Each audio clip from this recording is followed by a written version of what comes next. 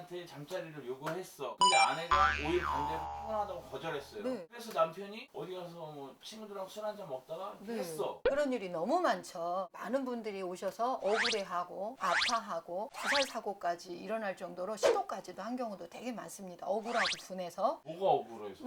내 남편이 매도했다 이거죠. 매도를 하거나 아니면 다른 데서 한마디로 그 더러운 짓을 했다 뭐 이거죠. 그러다 보니까 나는 이런 더러운 남자와 못 살겠어. 요즘엔 또 반대로 나 이런 더러운 여자 못 살겠어. 이렇게도 많이 이제 하시죠. 또 외도하고 그냥 살짝 관련된 건데 네. 왜 그 부정한 짓을 한 배우자는 네. 왜 아내를 두고 남편을 두고 상대 이성과 잠자리를 하는 걸까요? 네, 여러 가지가 있겠는데요. 매도를 했던 분들의 가계도를 살펴보면 윗대에서 부모님이 어떤 모델링이 있습니다. 첫 번째 그게 있었다는 거. 또한 부모님이 계시지 않은 경우가 이제 그렇지 않았는데 했다라고 했을 때는 이게 대물림이 생각보다 좀 많이 있습니다. 바람도 대물림이요? 아유, 있습니다. 많습니다, 생각보다. 우리가 대물림이라는 단어가 여기서는 생소할 수 있겠죠, 그죠? 예를 들면 우리 부모님이 우리를 때렸어요. 어릴 때 자랄 때 나는 아버지한테 엄마한테 엄청 많이 맞았다 막 이렇게 말씀하는 분이 많으시거든요. 근데 막상 그것을 제가 이제 같이 나눈 후에 그 다음에 우리의 부모님은 어떠셨든지 부모님의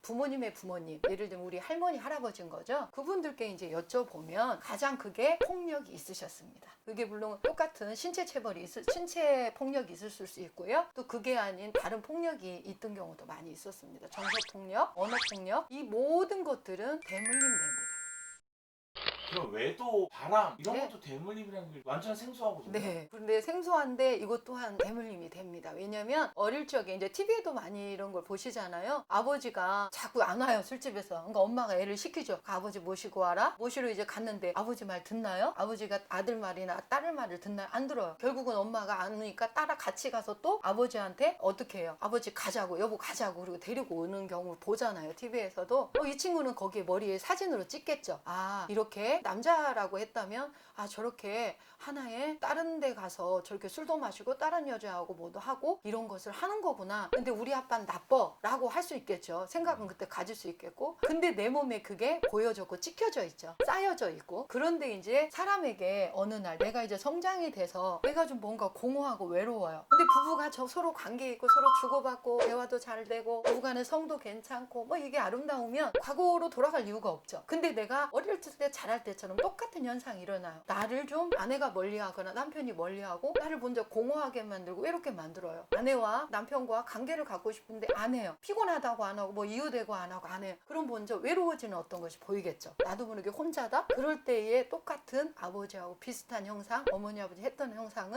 우리도 모르게 따라가는 거죠. 무섭죠? 이거는 또 충격인데요. 네. 그렇다고 해서 앞으로 결혼할 남녀가 네. 그분의 부모님, 대부분 아버지겠지만 혹은 네. 어머니가 바람을 폈는지 안 폈는지 네. 그걸 뭐 확인해보고 결혼해야 되나요? 저는 뭐 확인까지는 아니어도 친구가 되었다가 연인이 되잖아요. 연인이 되면 있는 거 없는 거 다 내놓게 되잖아요. 그럼 그때 느껴지잖아. 아, 가정에 물론 그때 숨기는 분도 있습니다. 그죠? 우리 가정에 좋은 일 얘기 안 하고 싶은 분도 있을 거고. 저는 그래서 말씀드리지만 왜 그 집에 집안을 보라는 말이 있을까요? 집안이라면 가정의 형편 뭐 여러 가지도 보겠지만 부모님을 보라는 의미도 들어있지 않겠어요? 저는 그렇게 생각을 하고 있죠. 뭘 보라는 거예요? 부모가 가지고 있는 어떠한 성품, 행위들은 어떠하셨는지, 그 다음 옛날 시골은 어떤 같이 모여 사는 어떤 다 알잖아요. 이 집에 너네 집에 뭐 숟가락이 몇 개 있고 막 이런 데 있잖아요. 그러면 그 집에 뭔 일이 있고 어쩌고 부부싸움 하는 것도 다들 요즘에는 딱 문을 닫고 들어가는 아파트형으로 많기 때문에 좀 줄어들었지만 그런 것들이 서로 알려지고 알아질 수 있는데 요즘에는 그게 쉽지는 않아요. 하지만 내가 사귀는 남자의, 내가 사귀는 여자친구의 그 가정이 어떠했는지, 어떤 상황인 건지 그런 것들은 우리가 충분히 알고 가야 되지 않겠어요? 못 모르고 그냥 좋아서 끌리는 거, 그거 이후에 그 다음에 중요한 건 그런 것들 어떤 건지도 같이 알아봐야 된다고 저는 생각합니다.